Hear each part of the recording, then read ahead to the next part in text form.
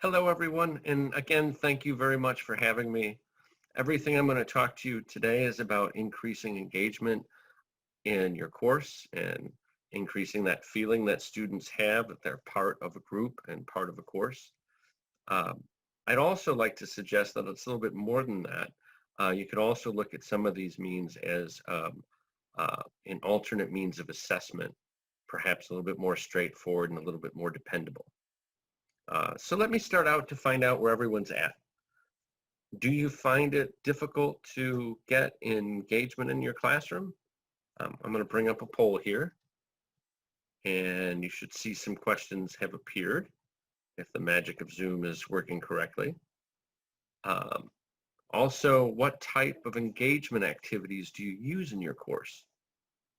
I have a list that I put here. Obviously, there are many other activities you might use. Unfortunately, Zoom doesn't allow for write-ins, but if you could check all that apply. And then lastly, I'm going to ask a specific question about Flipgrid. Have you used it before? Familiar with it? Um, Let me go ahead and bring up the poll so you can see the live responses as they come in.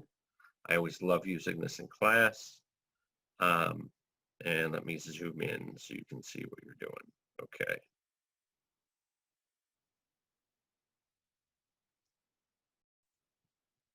So the first thing I'm going to talk about is Flipgrid. Flipgrid is an online platform that allows students to record brief video responses to questions or prompts that you give them. It's a great way to do an introductions page. That's one of the ways that I use it in my course, is I'll say introduce yourself and give a brief description of what your interests are and what your career goals are. And those I can make visible not only to myself, but to the rest of the class so students can get to know each other. Um, they generally have a pretty fun time responding to them. And I think it gets them in kind of a social mindset because they got to think of how they look, how they sound, and how well is this going to go over with their friends. It's very easy to use. So let me go and show you the platform. Let me bring up in the screen share so you can share my screen. Okay, if you just bring up your browser and then go to the search bar and type in Flipgrid, it'll be one of the first results. It's flipgrid.com. And if you haven't used it before, it'll take you to this page and you want to use the educator sign up. So when you click on that, it'll take you to this page and you would like to sign up with your Microsoft account. You want to use your Claflin email. This will let it know that you're an educator and that all the student responses, their email should end in claflin.edu, and you'll let them know to use their Claflin accounts for sign up. Now I already have an account, so I'll go to mine. And when you sign in, you'll come to this page. You won't have any topics yet, so you'll go to add a topic and you'll put in a title for your topic. So we'll do introductions. And then in this box here, you want to give them some instructions. So please tell me a little bit about your interests, hobbies, and career goals. And then you can specify how much time they have to record. It could be anywhere from 15 seconds to 10 minutes. I usually find for introductions, 1 minute and 30 seconds is more than enough. This next little option that you have is whether or not other students can see a student's post when it first goes up. For introductions, I like to leave this unchecked so they can see each other's responses. And then that's all you really need to do. You can just go ahead and create topic, although you do have some other options. You could record a video, and this will allow you to just do an introduction on the spot or do a video prompt right on the spot. It can often allow students to feel engaged because they feel like they're talking to you and responding to what you're having to say. And to give you an idea of what some of these look like, I'll go to one that I use for the biochemistry class. You can see I have my little prompt here, and then I have my introduction. Hi, and welcome to my course. I'm Nick Panasic, and I'll be your host for the rest of the semester. I thought I'd use these videos as a chance for you to get to know me and for me to get to know you, so I hope you don't mind recording a short introduction. And so you get the idea. And then as soon as they post a response, you see a bunch of them come up here. Click on one so you can kind of... Hi everybody, my name is Damian George and I also go by DJ. I am a junior biology major, chemistry minor, and I am from Lumberton, North Carolina, but now I do reside in Columbia, South Carolina. My interests are basically just playing basketball, working out, laughing with my friends, and basically just giving advice to people. My plans after graduation is to go to PA school so I can be a physician assistant. I don't have a specialty yet, but yeah. And when they're all done, when you're done watching it, you can go ahead and give feedback through here. You can write some comments and then just click email the feedback. It knows their email address, it knows yours, so it sends it along. You can also add a grading rubric if you like and give them response, select numbers off of those. And if you like, you can also record feedback, and I'll talk about that in just a second. So this introductions, these are great for letting the class meet each other. And if you look on this page, you can see that already several of these have had many views by other students. One case, 102 views. You can tell who they're interested in. And so it suggests to me that they're all kind of getting to learn who other folks are in the course. So it tells me that that it's doing its job. The advantage of Flipgrid, though, I think goes way beyond this kind of engendering engagement and doing introductions. You can also use it for assessment. And so at the end of every week, I have a Flipgrid question that covers the week's content knowledge. So for example, here's teaching Henderson Hasselbalch. So one of the coolest ways to learn a topic is to teach it. I think you know a topic better when you have to teach it to someone else. And so what I do in these Flipgrid exercises is I ask them to teach me and their classmates about a particular topic. I do these at the end of the week and they cover the content knowledge for that week. So for example, here's teaching the Henderson-Hasselbalch equation. I'm asking them to show me how to use the equation to determine if a species is protonated or unprotonated at a given pH. I give them a couple specifics on what I'm looking for in their response. I also have a video message pretty much explaining what I have here in the prompt, so it kind of feels like it's a back and forth. And then they have till the end of the night to go ahead and upload their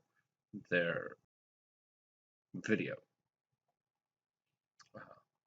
Now, when I go to watch these, so you can go ahead, here's a student that has submitted their assignment. When you go to watch these, what I tend to do, I had mentioned that in feedback, you can record a response for feedback, record your own response. And so what I like to do is I will,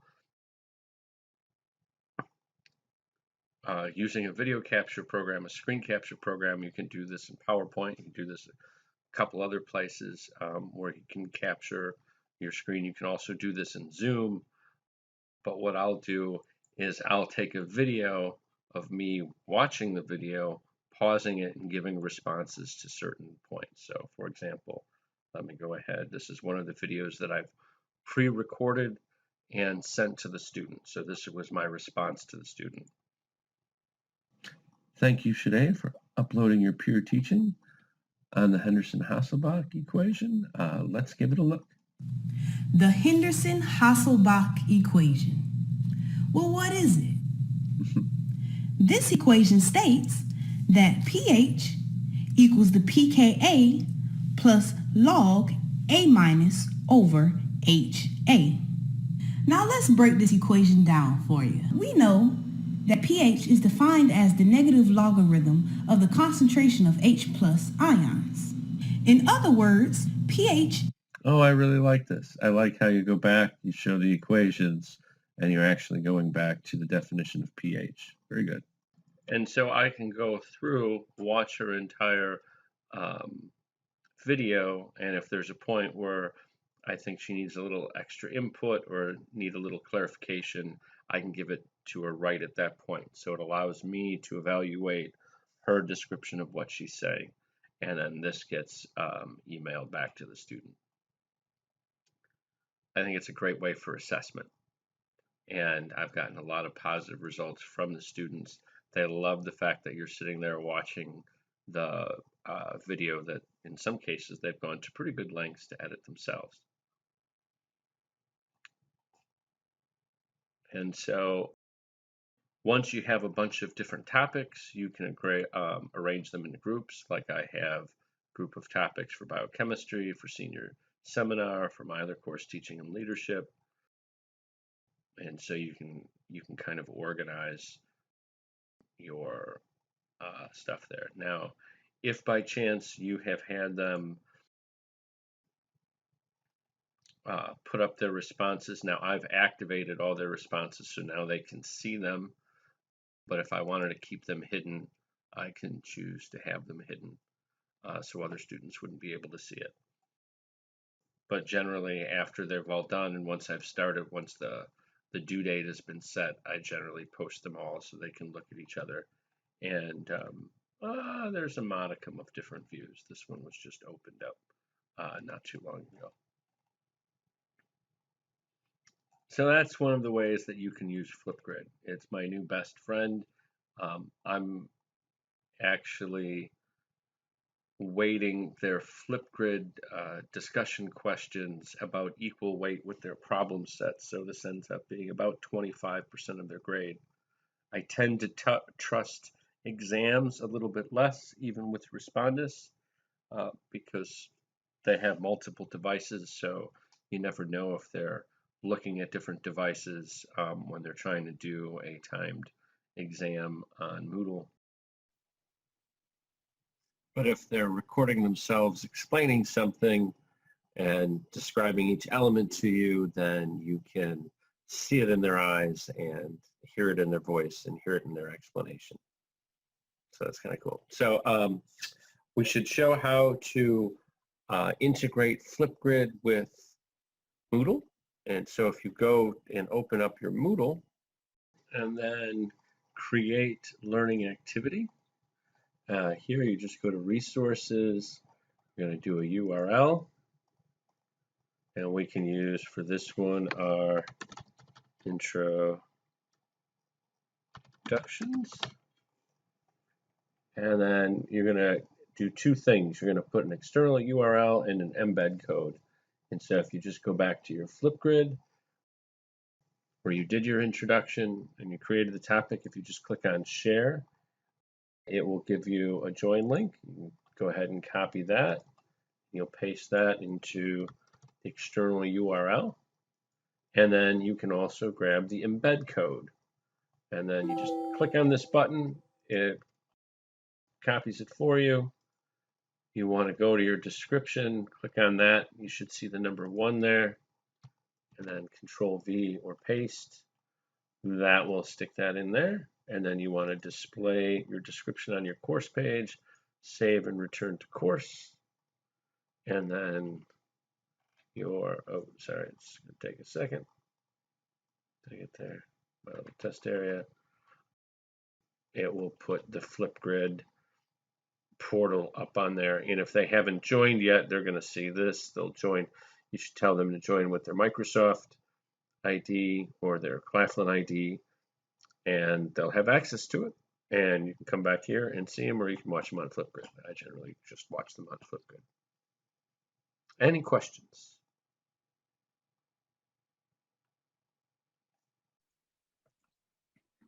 The next thing I'll talk to you about is the workshop activity in Moodle, or peer review. It's a chance for you to give a student an assignment. They do the assignment, they turn it in, then it magically gets shuffled around to other students, and then the student can then review that document, score it if you like, based on a specific rubric you give them, and then at the end they get graded on both the original document or assignment, and then their assessment of somebody else's assignment. And I usually do a one-to-one correspondence with those. I've used this in my course for years, and I found it very helpful. So if you haven't used it before, definitely think about it. If you have used peer review, then I'll just show you how you can use Moodle to make it happen. It turns out Moodle has had this way of doing it for a long time. I didn't know about it thanks to the folks at Advoco. I do know about it, and they've taught me how to use it, and I'm going to try and teach you some of what they taught me. So if you bring up Moodle,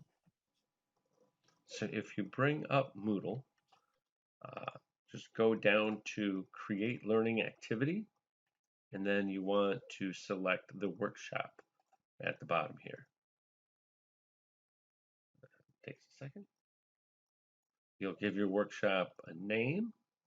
So call this problem set 3. So I'll be working on. In the description, you'll give a description of what they're going to do. So in a previous link, I've given them the actual problem set 3 or the instructions for the assignment. In this workshop, what I'm doing now is this is how they're going to upload that assignment and then do the assessment on a peer's assignment. So after downloading your problem set document above, please answer the questions in your own words in that document. More detail is always better. So this is an example of the kind of instructions that I would give in my description as they're coming into the workshop.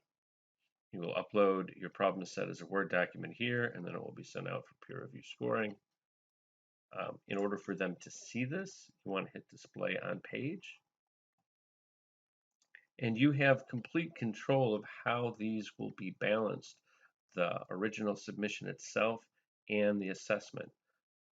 For my class, I always do 75% is the actual grade of the exam, and then 25% of the score is their peer review.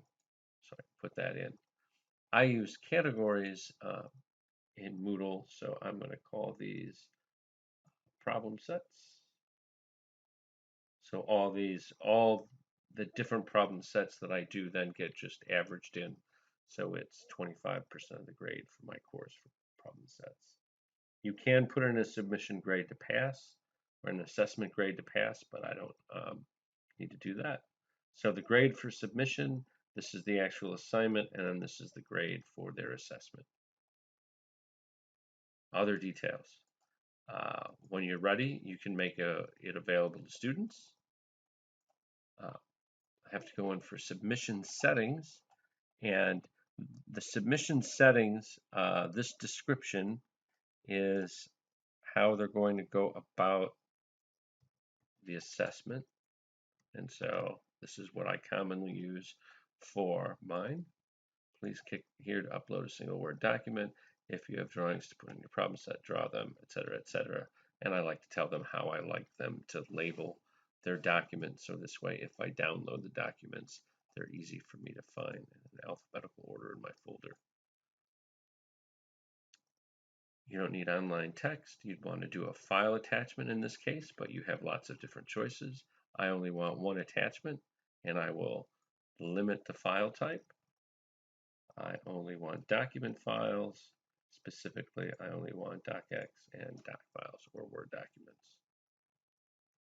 Since Claflin University has a license for Office 365, all students have access to the newest versions of Word. I don't like to allow submissions after the deadline because once the submissions go in, then it apportions out who gets which assignment to review. So I generally leave that unchecked. For the assessment settings, Now you want to give instructions for the assessment. And I have a little language that I always put in this section describing what they'll do. So in this case, they'll score someone's problem set based on the rubric provided in the assessment form. That's to come. It does not matter if they use the same words as the rubric, only the concepts are the same. It's your job to determine if what they wrote or drew is equivalent to what is contained in the rubric below, and thus earn the points listed. And if the answer is lacking, they have to write down the correct answer. Now, this is very useful for the sciences. Depending on your discipline, you may have a different set of instructions. What I have them do is to bring up the document in Word and then select the Draw tab. That's something that's quite beautiful. For example, you go in here and go to Draw. You can select a pen and you can draw directly on a document.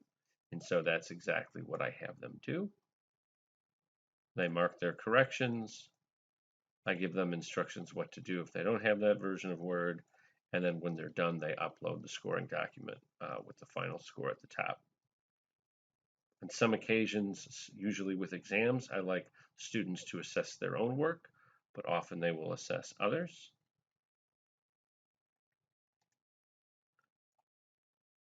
I usually find an alternate means to give feedback, so I won't go into that. Example submissions, if you have examples of how a particular assignment is reviewed, you can include those examples there. Now, availability is very important. You're going to open up your submissions from a certain date, and so that's when they're going to upload their problem set or assignment. And then it's open, you give it a deadline. We'll say this is the 5th. And then you can either click this or you can manually, once the submission deadline has passed, switch to the next phase where they then get to see the rubric and somebody else's assignment. And that's when the assessment will be opened. So the submission deadline is the 5th. We'll say the next day. They can then have access to the rubric and the assessment. And then you can finally give a deadline to your assessment. I use outcomes in my course. If you don't, you might want to consider it. You can list out the same outcomes that are in your syllabus that you report on your course outcome evaluation form at the end of the year. And you can tie, like for this one, water molecules, basic chemistry, chemical groups. I can say which one of my outcomes this particular assignment tracks with, and then at the end of the year I can print out a report as to how well folks did on each one of these outcomes. That's a whole other, setting those things up is a whole other thing, but for everybody who has to do those forms at the end of the semester, it might be useful. The rest of these you really don't need to worry about, whether you use tags in your course or competencies or like to play around with activity completion, that's up to you. Once you're all done with this, then you want to go to Save and Display. And it will bring you to this page. Notice they divide the workshop up into different phases. So there's the submission phase, that's the window that's open for them to upload their original assignment. Then you switch to the assessment phase. That's when allocations are made from one assignment to another student, and that's when they have access to the rubric. And then finally is the evaluation phase. That's when everything's closed and you get to start doing your grading. And we've already given instructions for our assessment, but we haven't put our actual assessment form in. So we'll go click on Edit Assessment Form. And when you have them do their peer review, you can have them review on a number of different aspects. Like, for example, in composition, if they're turning in a paper, you might have one aspect being the introduction, another being the body, another aspect being the conclusion, and then write those accordingly. However you want to do it, you can use multiple. I just use one. You'll put the actual rubric. So I'm going to go ahead and paste the rubric that I have for this assignment. I have a couple general instructions at the top, how many points total they're going to do, how they're going to do the markup, and then for each question, say it's a 7-point question, I'll have points for each logical component or concept of that question. And this way they can get partial credit or give out partial credit on such things. And so for my aspect, for my grading scale, it's up to 75 points. And you can add other aspects if you need. Save and close. Sorry.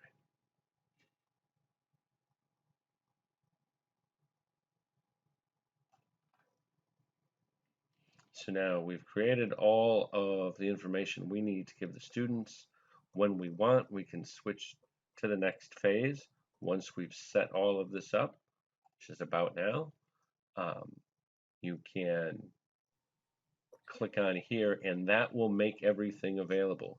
If you don't switch to the submission phase, if you don't start it, when they click on workshop, they will have no place to upload the actual assignment. Last thing we need to do is set up our allocations. You can have a manual allocation, so it'll list each student and then you can choose who they're going to review, or you can do a random allocation. This is my favorite. For what I'm doing, I want them to only review one document per person. And I only want people who've submitted something to be able to review somebody else's. So I don't check that. And lastly, I can, want to save those changes. And lastly, want to look at the scheduled allocation. So you can check here, and as soon as the submission phase is done, it will automatically do those submissions. And remember, we've set it up to do random allocations. And then when you go back on this page after you've completed the submission phase, or even during the submission phase, you'll be able to see a list of all the students that have currently submitted and where a random allocation would allocate them. And so we save our changes. So as I've mentioned, I've been doing this for a number of years, and I have managed to collect some data on it. So this is over a 5-year period. I'm looking at class using peer review scoring and classes not using peer review scoring. And in this case, I'm looking at just at exams. And without peer review scoring, I don't really see a trend in improvement. But when you add in peer review scoring, there's about anywhere from a 10% to a 25% increase in exam scores, with an average trend of about plus 12.5%. That's like a full letter grade. So it does seem like this does have some kind of positive effect. Thank you very much. And if there's any questions, I'm happy to answer them.